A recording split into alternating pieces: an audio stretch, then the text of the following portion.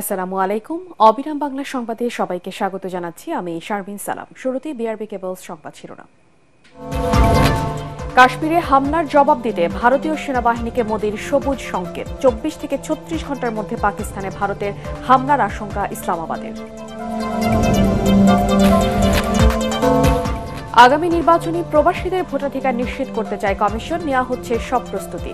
রাজনৈতিক দল ও অংশীজনদের সহযোগিতার আহ্বান সিএসির।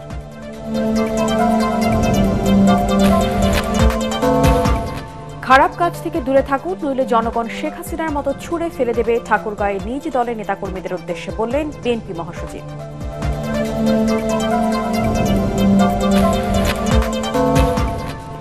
এবং পুতুলের গুলশানে ফ্ল্যাট জব্দের আদেশ, শেখ রেহানা ও স্বামী সহ 8 জনকে দেশ ছাড়তে নিষেধাজ্ঞা। এসইসি চেয়ারম্যানের বিরুদ্ধে দুর্নীতি অনুসন্ধানের চিঠি। শুনছিলেন বিআরবি কেবলস সংবাদ শিরোনাম। এবারে বিস্তারিত। কাশ্মীরে পেহেলগামে হামলার জবাব দিতে ভারতীয় সেনাবাহিনীকে পূর্ণ স্বাধীনতা দিলেন দেশটির প্রধানমন্ত্রী নরেন্দ্র মোদী। সশস্ত্র বাহিনীর সঙ্গে বৈঠকে পাকিস্তানের সামরিক হামলার সবুজ সংকেত দিয়েছেন মোদী। আগামী 24 থেকে 36 ঘন্টার মধ্যে ভারতের পাকিস্তানে হামলা চালানোর পরিকল্পনা আছে বলে জানিয়েছেন পাকিস্তানের তথ্যমন্ত্রী আতাউল্লাহ তারার। তবে সম্ভাব্য সংঘাত বন্ধে দুদেশের সরকারের প্রতি আবারও জোরালো আহ্বান জানিয়েছে জাতিসংঘ। বিস্তারিত শরীফুল ইসলামের প্রতিবেদনে। 1947 সালে দেশভাগের পর থেকে কাশ্মীরের মালিকানা নিয়ে ভারত ও পাকিস্তানের মধ্যে বিরোধ চলে আসছে। পেহেলগামে হামলার পর নতুন করে উত্তেজনার পারদ চড়েছে প্রতিবেশী দেশ দুটির মধ্যে। পাল্টাপাল্টি কূটনৈতিক আক্রমণ ও পদক্ষেপের পর সামরিক সংঘাতের দ্বার প্রান্তে ভারত পাকিস্তান। গেল 5 দিন কাশ্মীরের নিয়ন্ত্রণ রেখায় দুদেশের সীমান্তরক্ষী বাহিনীর গোলাগুলির মধ্যেই মঙ্গলবার ভারতের একটি নজরদারি ড্রোন ভূপাতিত করার দাবি পাকিস্তানের। এমন পরিস্থিতিতে 3 বাহিনীর প্রধান, প্রতিরক্ষা মন্ত্রী ও জাতীয় নিরাপত্তা উপদেষ্টার সঙ্গে বৈঠক করেছেন প্রধানমন্ত্রী নরেন্দ্র মোদী। এতে পেহেলগামে সন্ত্রাসী হামলার জবাব দিতে সামরিক বাহিনীকে সবুজ সংকেত দিয়েছেন তিনি। অল্প সময়ের মধ্যেই ভারতের সামরিক হামলার আশঙ্কা করছে পাকিস্তানও। দেশটির তথ্যমন্ত্রী জানিয়েছেন 24 থেকে 36 ঘন্টার মধ্যে পাকিস্তানে হামলার পরিকল্পনা আছে ভারতের। ভারত ने तसादुम के रास्ते का इंतखाब किया। পেহেলগামের ঘটনায় পাকিস্তানের জড়িত থাকার ভিত্তিহীন ও বানোয়াট অভিযোগের অজুহাত দেখিয়ে ভারত 24 থেকে 36 ঘন্টার মধ্যে পাকিস্তানের বিরুদ্ধে সামরিক পদক্ষেপ নিতে চায়। এমন বিশ্বাসযোগ্য গোয়েন্দা তথ্য আমাদের হাতে আছে। এদিকে খোদ ভারতীয় সেনাবাহিনীর বিরুদ্ধে সন্ত্রাসী হামলায় মদদ দেওয়ার অভিযোগ তুলেছে পাকিস্তান আর্মি। পেহেলগামের ঘটনায় কোনোভাবেই পাকিস্তানের কেউ জড়িত নয় বলে দাবি করেন পাক সেনাবাহিনীর এই মুখপাত্র। ভারত পাকিস্তানের অভ্যন্তরে সন্ত্রাসী নেটওয়ার্ক পরিচালনা করছে, যেখানে কেবল সামরিক বাহিনী নয়, নিরীহ বেসামরিক নাগরিকদের লক্ষ্যবস্তু করতে তারা সন্ত্রাসীদের বিস্ফোরক এবং অন্যান্য উপকরণ সরবরাহ করছে। পারমাণবিক শক্তির দেশ দুটির যুদ্ধ পরিস্থিতির মুখে পাকিস্তানের প্রধানমন্ত্রী এবং ভারতের পররাষ্ট্রমন্ত্রীর সাথে টেলিফোনে কথা বলেছেন জাতিসংঘ মহাসচিব। উত্তেজনা কমিয়ে দুদেশকে সংযমী হওয়ার আহ্বান জানান তিনি। জাতিসংঘ মহাসচিব পাকিস্তানের প্রধানমন্ত্রী ও ভারতের পররাষ্ট্রমন্ত্রীর সাথে কথা বলেছেন। তিনি দুই দেশের মধ্যে ক্রমবর্ধমান উত্তেজনায় গভীর উদ্বেগ প্রকাশ করেন। শান্তি ও স্থিতিশীলতার স্বার্থে উভয় দেশকে যে কোনো মূল্যে সংঘাত এড়াতে বলেছেন। এদিকে ভয় আতঙ্কের মধ্যেও কাশ্মীরের প্রাকৃতিক সৌন্দর্য উপভোগে কোনো বাদ মানছে না ভ্রমণ পিপাসুদের। রাজধানী শ্রীনগরে বড় বড় রিসোর্টগুলো বন্ধ, তবুও প্রকৃতির প্রেমে ছুটে আসছেন দেশ বিদেশের পর্যটকরা। শরীফুল ইসলাম, এটিএন বাংলা। সীমিত পরিসরে হলেও আগামী নির্বাচনে প্রবাসীদের ভোটাধিকার নিশ্চিত করতে চায় নির্বাচন কমিশন। এজন্য সকল প্রস্তুতি নিচ্ছে তারা। আগারগাঁওয়ে নির্বাচন কমিশন ভবনে বিএনপি, জামাত, এনসিপি সহ 21টি রাজনৈতিক দলের প্রতিনিধিদের নিয়ে আয়োজিত সেমিনারে প্রধান নির্বাচন কমিশনার এএমএম নাসির উদ্দিন একথা বলেন। এ সময় সকল রাজনৈতিক দলের কাছে প্রবাসীদের জন্য নির্ধারিত ভোট পদ্ধতির বিষয়ে লিখিত মতামত চাওয়া হয়। আরও জানাচ্ছেন মাজহারুল হক মুহাজির।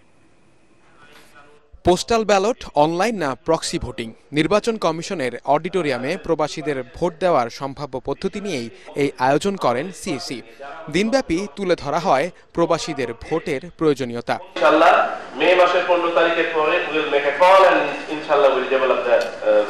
এ সময় প্রধান নির্বাচন কমিশনার বলেন, রাজনৈতিক দলের সমর্থন না পেলে নির্বাচন কমিশনের এই সব আয়োজনই বৃথা।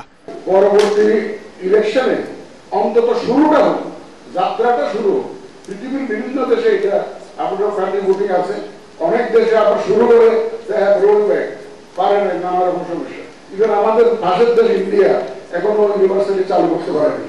পরে একে একে রাজনৈতিক দলগুলো তাদের প্রতিক্রিয়ায় বলেন, প্রবাসীদের ভোট কার্যকর এখন সময়ের দাবি, কিন্তু এর মাঝেও যেসব জটিলতা আছে তা নিয়ে সজাগ থাকার তাগিদ তাদের। যে যদি প্রক্সি ভোটিং হয়, সেই প্রক্সি ভোটিং এর অনেকগুলা ড্রব্যাক আছে, অনেকগুলা ক্ষেত্র আছে যেই জায়গাগুলা রিস্কি হতে পারে আমাদের ডেমোক্রেটিক প্রসেসের জন্য। প্রবাসী ভাইদের কোনোভাবেই ভোটের অধিকারের বাইরে রাখা যাবে না। তারা আমাদের সম্পদ, এই সম্পদকে অবশ্যই যথাযথ মূল্যায়ন করতে হবে। এটা খুবই বিস্ময়ের ব্যাপার যে বাংলাদেশের 55 বছর অতিবাহিত হচ্ছে, অথচ প্রবাসীরা প্রবাসে থাকা অবস্থায় ভোট দেওয়ার কোনো আইনগত সুযোগ পায় নাই। বিএনপির পক্ষ থেকে বৈঠকে উপস্থিত ছিলেন দলের স্থায়ী কমিটির সদস্য নজরুল ইসলাম খানের নেতৃত্বে প্রতিনিধি দল। প্রবাসীদের ভোট নিয়ে বিএনপি চেয়ারপারসনের ভিশন 13-এর কথাও তুলে ধরেন দলের সিনিয়র এই নেতা। এই উদ্যোগের প্রতি আমাদের শুধু সমর্থন না, এটা আমাদেরই দাবি। এবার প্রধান উপদেষ্টা বলেছেন নির্বাচন কমিশন এই ব্যাপারে উদ্যোগ নিয়েছে, আমরা ধন্যবাদ জানাই তাদের, কিন্তু এটা আমাদের সমর্থনের প্রশ্ন না, শুধু এটা আমাদের দাবি বাস্তবায়ন হচ্ছে বলে আমরা খুশি। এখন কি প্রক্রিয়ায় এই ভোট গ্রহণটা সবচেয়ে উত্তম হবে এটা নিশ্চিত করার জন্য কিছু পদ্ধতি, কিছু প্রক্রিয়ার বিষয় নিয়ে আলোচনা হয়েছে। তবে এই প্রক্রিয়ার কোনো ধরনের যেন আস্থার সংকট না হয় তার দিকে খেয়াল রাখার তাগিদও দেন রাজনীতিবিদরা। এর আগেও ধরেন আমাদের ভোটারদের নাম তালিকা ইত্যাদি হ্যাক হয়েছে। মাসহারুল হক মুহাজির, এটিএন বাংলা, ঢাকা। খুব কেয়ারফুলি হ্যান্ডেল করতে হবে। খারাপ কাজ থেকে দূরে থাকুন, নইলে জনগণ শেখ হাসিনার মতো আপনাদেরও ছুঁড়ে ফেলে দেবে। ঠাকুরগাঁও সদর উপজেলায় গণসংযোগে নিজ দলের নেতাকর্মীদের উদ্দেশ্যে এমন হুঁশিয়ারি দিয়েছেন বিএনপি মহাসচিব মির্জা ফখরুল ইসলাম আলমগীর। তিনি বলেন, সাধারণ মানুষের উপর অত্যাচার চালানোর কারণে দেশের জনগণ ফ্যাসিবাদী শেখ হাসিনাকে প্রত্যাখ্যান করেছে। তিনি আর কখনোই বাংলাদেশে রাজনীতি করতে পারবেন না। আগামী নির্বাচনে বিএনপি সরকার গঠন করলে জনকল্যাণে কাজ করা সহ সনাতন ধর্মাবলম্বীদের নিরাপত্তা নিশ্চিতের প্রতিশ্রুতিও দেন বিএনপি মহাসচিব।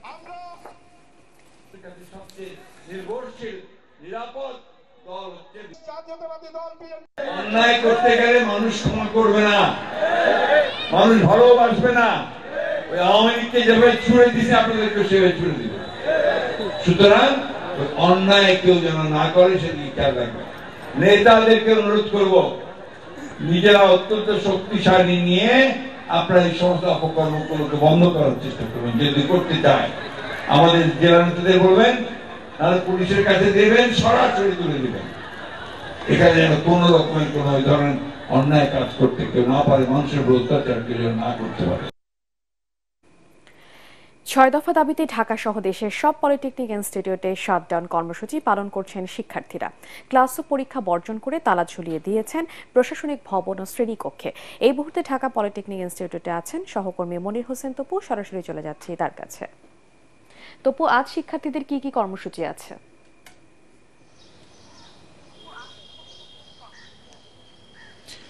ধন্যবাদ শারমিন। আমি এখন আছি ঢাকা পলিটেকনিক ইনস্টিটিউটে। আপনাকে জানিয়ে রাখি যে শিক্ষার্থীদের যে 6 দফা যে আন্দোলন রয়েছে, সেই 6 দফা যে দাবি, সেই দাবি বাস্তবায়ন না হওয়া পর্যন্ত শিক্ষার্থীরা যে ক্লাস এবং পরীক্ষা বর্জনের যে কর্মসূচি ঘোষণা দিয়েছে, সেই কর্মসূচি এখন চলছে। এখন বর্তমানে সেই কর্মসূচির আলোকে এরই মধ্যে গতকালকে আমরা যেটা দেখেছি, শিক্ষার্থীরা সারা দেশের পলিটেকনিক ইনস্টিটিউটের প্রতিটি প্রশাসনিক ভবন এবং ক্লাস রুম সহ প্রতিটি কক্ষে তারা তালা ঝুলিয়ে দিয়েছেন। সেই পরিপ্রেক্ষিতে এখনও প্রতিটি কক্ষে আমরা দেখছি তালা ঝুলছে। তবে আমি এখন সকাল থেকে ঢাকা পলিটেকনিক ইনস্টিটিউট এখানে এসেছি এবং এখানে যারা ইনস্ট্রাক্টর যারা রয়েছেন এবং যারা এখানে যারা কর্মরত, যারা স্টাফ যারা রয়েছেন, শিক্ষক থেকে শুরু করে কর্মকর্তা কর্মচারী, তারা তাদের নিয়মিত কার্যক্রমের অংশ হিসেবে তারা তাদের কর্মক্ষেত্রে এসেছেন। তবে সকাল থেকে তারা আমরা দেখছি যে এভাবেই খোলা আকাশের নিচে যে তারা এখানে অবস্থান নিচ্ছেন, কেননা প্রতিটি কক্ষে তালা ঝুলছে শিক্ষার্থীদের এই আন্দোলনের পরিপ্রেক্ষিতে। এবং যারা এখন উপস্থিত হয়েছেন তাদের নিয়মিত কার্যক্রমের অংশ হিসাবে তারা এখন পর্যন্ত আমরা যেটি জানতে পেরেছি, তাদের যে দাপ্তরিক যে কার্যক্রম রয়েছে হাজিরা দেয়া থেকে শুরু করে কোনো কার্যক্রমই তারা করতে পারেনি। তবে তারা তাদের ঊর্ধ্বতন কর্তৃপক্ষের নির্দেশনার অপেক্ষায় রয়েছেন। তবে যেহেতু তাদের দাপ্তরিক কাজ রয়েছে এবং সেই অনুযায়ী তারা সকাল থেকে এই পলিটেকনিক ইনস্টিটিউটে, ঢাকা পলিটেকনিক ইনস্টিটিউটে এসেছেন। তবে এখন পর্যন্ত আমরা শিক্ষার্থীদের কোনো অবস্থান এই ইনস্টিটিউটের আশপাশে কোথাও আমরা দেখতে পাচ্ছি না, কেননা তারা যে দাবি জানিয়েছেন, যে 6 দফা দাবি, তারা বারবার বলার চেষ্টা করেছেন এই আন্দোলনের পরিপ্রেক্ষিতে তারা কোনো ধরনের জনভোগান্তি এখন আর সৃষ্টি করতে যাচ্ছেন না। তারা এভাবে শান্তিপূর্ণ আন্দোলনের মাধ্যমে তাদের দাবি দাওয়াগুলো তুলে ধরতে যাচ্ছেন। সেই পরিপ্রেক্ষিতেই কিন্তু তারা গতকাল আমাদেরকে সংবাদ সম্মেলনে জানিয়েছিলেন তাদের যে পরীক্ষা এবং ক্লাস বর্জন সহ যে কর্মসূচি তারা শান্তিপূর্ণভাবে পালন করবেন। এবং এছাড়া তারা বারবার একটি বিষয় আমাদেরকে জানিয়েছেন যে তাদের যে 6 দফা দাবির মধ্যে যেগুলোর অন্যতম সেগুলো হচ্ছে জুনিয়র ইনস্ট্রাক্টর পদে ক্রাফট ইনস্ট্রাক্টরদের পদোন্নতি কোটা বাতিল, ক্রাফট ইনস্ট্রাক্টর পদবি পরিবর্তন করা সহ তাদের যে 6 দফা দাবি রয়েছে সেই দাবি যতদিন পর্যন্ত বাস্তবায়ন না হবে ততদিন পর্যন্ত। তপু, আপনাকে ধন্যবাদ। সাবেক প্রধানমন্ত্রী শেখ হাসিনার মেয়ে পুতুলের গুলশানের একটি ফ্ল্যাট জব্দের আদেশ দিয়েছে আদালত। দেশ ছাড়তে নিষেধাজ্ঞা দেওয়া হয়েছে শেখ রেহানা ও তার স্বামী সহ প্রত্যয় লিমিটেডের 8 জনের বিরুদ্ধে। তদন্ত কর্মকর্তা চাইলে যে কোনো আসামির বিরুদ্ধে রেড অ্যালার্ট জারি ও সম্পদ বাজেয়াপ্তের আবেদন করতে পারবেন বলে জানিয়েছেন দুদকের মুখপাত্র। এদিকে সিকিউরিটিজ এক্সচেঞ্জ কমিশনের চেয়ারম্যান রাশেদ মাকসুদের বিরুদ্ধে দুর্নীতি অনুসন্ধানে চিঠি দিয়েছে বিনিয়োগকারীরা। রিপোর্ট মাহবুব কবির চপলের।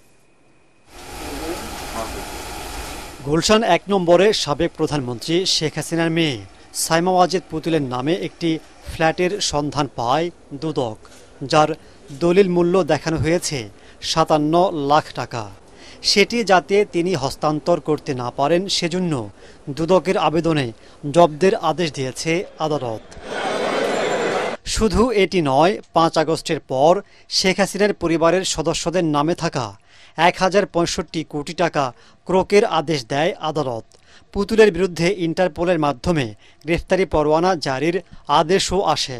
দুদকের মুখপাত্র আক্তার হোসেন বলেন, শেখ হাসিনা সহ পলাতক যে কোনো আসামির বিরুদ্ধে ইন্টারপোলের মাধ্যমে পরোয়ানা জারির আবেদন করতে পারবেন তদন্ত কর্মকর্তা।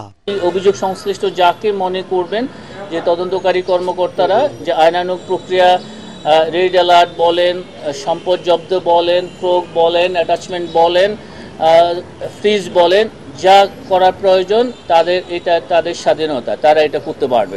এদিন Bangladesh securities and exchange commission বিএসসিসির চেয়ারম্যান খন্দকার রাশেদ মাকসুদের বিরুদ্ধে দুর্নীতির অভিযোগ অনুসন্ধানে চিঠি দিয়েছেন বিনিয়োগকারীরা। এই সরকার যখন এই রাশেদ মাকসুদকে এই চেয়ারে বসালো, অর্থাৎ সিকিউরিটি অ্যান্ড এক্সচেঞ্জ কমিশনের চেয়ারম্যান হিসেবে বসালো, তারপর থেকে কি এক জাদু মন্ত্রে উনি এই বাজারটাকে নিঃশেষ করার কি ষড়যন্ত্রে নেমেছেন, কি ষড়যন্ত্রে মেতেছেন আমরা বুঝি না।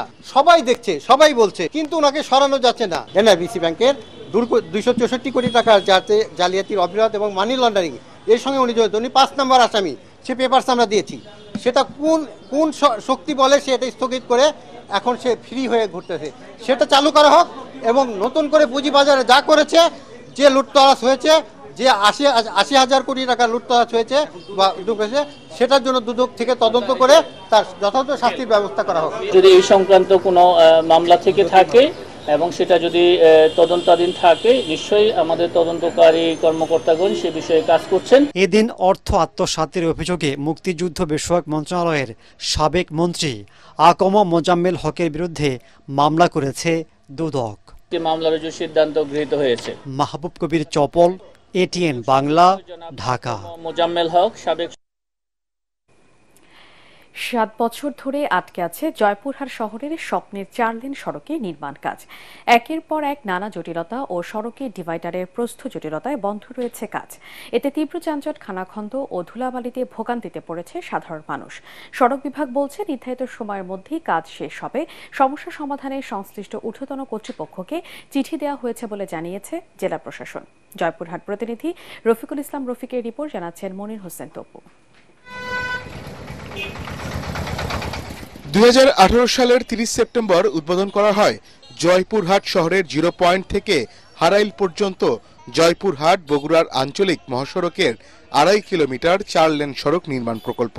1.5 বছরের মধ্যে শেষ হওয়ার কথা থাকলেও গত 7 বছরে হয়েছে শুধুমাত্র জমি অধিগ্রহণ, ভবন ভাঙচুর ও ড্রেনের কাজ।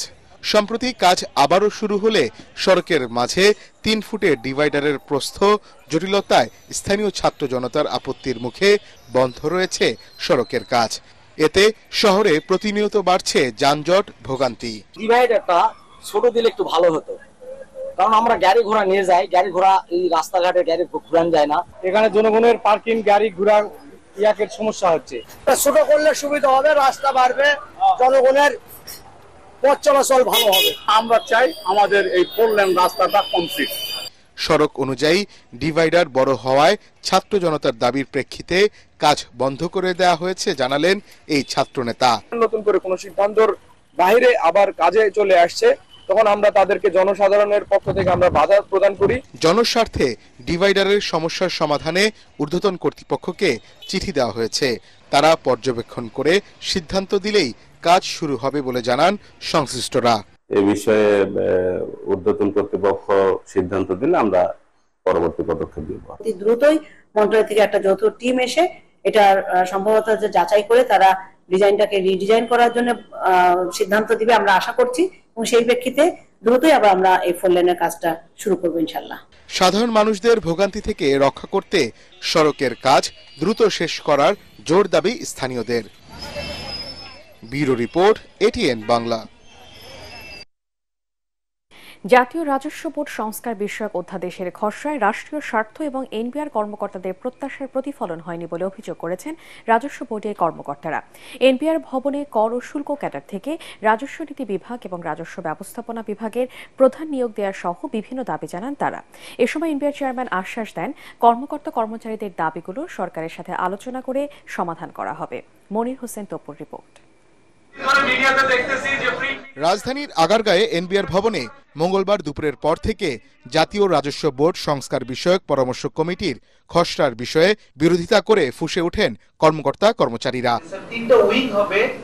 তাদের দাবি, সঠিক রাজস্ব নীতি প্রণয়নে রাজস্ব নীতি বিভাগের মৌলিক পদগুলো কেবলমাত্র বিসিএস কর ও শুল্ক ক্যাডারের কর্মকর্তাদের দিয়ে পূরণ করতে হবে। এছাড়া রাজস্ব ব্যবস্থাপনা বিভাগের কোনো পদে এই 2 ক্যাডারের বহির্ভূত কোনো কর্মকর্তাকে পদায়ন করা যাবে না। আমরা দেখি সমস্ত প্রক্রিয়ার আমরা দেখি যে একটা গোষ্ঠী সব সময় এই টেন্ডার দখল করার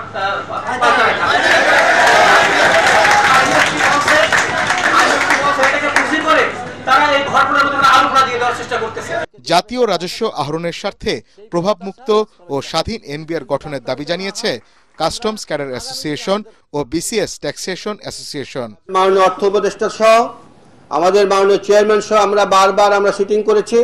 আমাদের কয়েকটি বিষয় পরিষ্কার ছিল, তারা আমাদেরকে সেই এক ধরনের আমাদেরকে দিয়েছে, আশ্বস্ত করেছেন যে আমাদের এই 2 ক্যাডারের সর্বশীর্ষ পদটি আমাদের 2 ক্যাডার থেকে 2 বিভাগের শীর্ষ পদটি 2 ক্যাডার থেকে নিয়োগ দেওয়া হবে। নীতি বিভাগের যে কাঠামোটা তৈরি করছে সেখানে আমাদের কোনো স্থান নাই, আমাদেরকে একেবারে কোনো জায়গাতেই রাখা হয় নাই।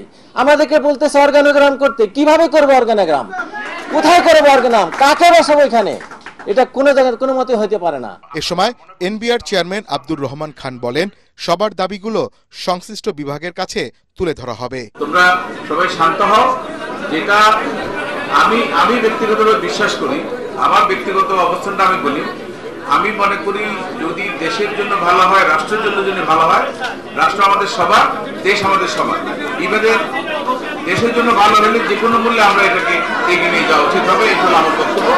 আইন মন্ত্রণালয়ে ভ্যাটিংয়ের জন্য অপেক্ষমান অধ্যাদেশের খসড়া অনতিবিলম্বে বাতিল করে জাতীয় স্বার্থে কর্মকর্তা কর্মচারীদের প্রত্যাশা অনুযায়ী সংশোধন করার দাবিও জানান তারা। রাজস্ব অভিজ্ঞ সম্পূর্ণ কর্মকর্তাদের সংজ্ঞায়িত করে কর ও শুল্ক কর্মকর্তাদের দায়িত্ব দেওয়ার দাবিও জানান তারা। মনির হোসেন তপু, এটিএন বাংলা, ঢাকা। এবারে পার্টেক্স খেলার খবর।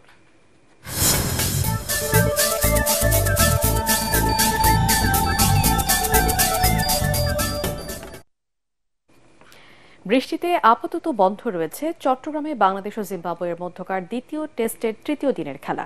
এর আগে লিড বাড়ানোর লক্ষ্যে 7 উইকেটে 291 রান নিয়ে খেলতে নামেন আগের দিনের 2 অপরাজিত ব্যাটার মেহেদী হাসান মিরাজ এবং তাইজুল ইসলাম।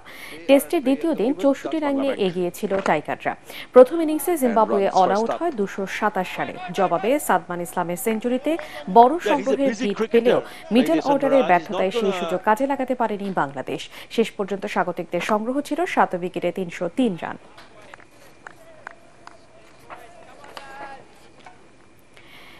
চ্যাম্পিয়ন্স লিগ সেমিফাইনালের প্রথম লেগে আর্সেনালকে 1-0 গোলে হারিয়েছে পিএসজি। এতে ফাইনালের পথে এক ধাপ এগিয়ে গেল ফ্রেঞ্চ ক্লাবটি। 7 মে দ্বিতীয় লেগে প্রতিপক্ষের মাঠে কমপক্ষে 2-0 গোলে জিততে হবে মাইকেল আর্তেতার দলকে। Report SM আশরাফের।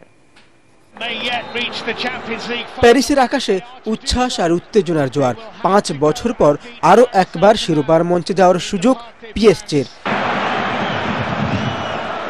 কিন্তু কে ভেবেছিল 4 মিনিটেই আর্সেনালের রক্ষণে ঝড় বইয়ে দিবে ফ্রেঞ্চ ক্লাবটি, আর সেই ঝড়ে চূর্ণ হয়ে যাবে প্রথম লেগে তাদের এগিয়ে যাওয়ার স্বপ্ন। ওসমান দেম্বেলের শট খুঁজে নেয় গানারদের জাল।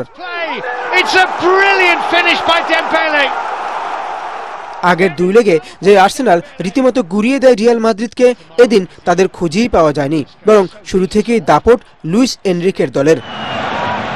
দ্বিতীয়ার্ধে কিছু সময়ের জন্য এমিরেটস স্টেডিয়াম জুড়ে ঝংকার উঠে যখন পিএসজির জালে বল পাঠান মিকেল মেরিনো, কিন্তু সেমি অটোমেটেড প্রযুক্তি জানিয়ে দেয় বলে হেড করার আগেই অফসাইডে তিনি। এরপর লিয়ান্দ্রো ত্রোসার, বুকায়ো সাকা, গ্যাব্রিয়েল মার্তিনেলিরা নিজেদের সবটুকু দিয়ে সমতায় ফিরতে মরিয়া হয়ে ওঠেন, কিন্তু গোলরক্ষক দোন্নারুমের রক্ষণ প্রাচীর ভাঙতে পারেননি আর্সেনাল ফুটবলাররা। তবু এখনো সব শেষ হয়ে যায়নি। কোচ আর্তেতা তো বলেই দিলেন তারা হারেনি, শুধু একটি যুদ্ধে হেরেছে। আগামী ম্যাচের জন্য তৈরি হচ্ছেন। পরবর্তী লেগে মহাকাব্য লিখতে প্রস্তুত তার শিষ্যরা। SM Ashraf, ATN Bangla. শেষ করার আগে বিআরবি কেবলস সংবাদ শিরোনাম আরেকবার। কাশ্মীরে হামলার জবাব দিতে ভারতীয় সেনাবাহিনীকে মোদির সবুজ সংকেত। 24 থেকে 36 ঘন্টার মধ্যে পাকিস্তানে ভারতের হামলার আশঙ্কা ইসলামাবাদের। আগামী নির্বাচনে প্রবাসীদের ভোটাধিকার নিশ্চিত করতে চায় কমিশন। নেওয়া হচ্ছে সব প্রস্তুতি। রাজনৈতিক দল ও অংশীজনদের সহযোগিতার আহ্বান সিএসি।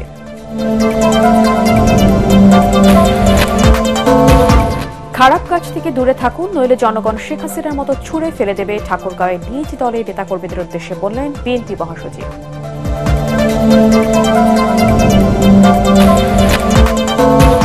এবং পুতুলের গুলশানের ফ্ল্যাট জব্দের আদেশ। শেখ রেহানা ও স্বামী সহ 8 জনকে দেশ ছাড়তে নিষেধাজ্ঞা। এসইসি চেয়ারম্যানকে বিরুদ্ধে দুর্নীতি অনুসন্ধানের চিঠি। পরবর্তী সংবাদ দেখার আমন্ত্রণ জানিয়ে এখনকার মতো শেষ করছি। এটিএন বাংলা সংবাদ ইউটিউবে দেখতে ব্রাউজ করুন youtube/18 বাংলা নিউজ।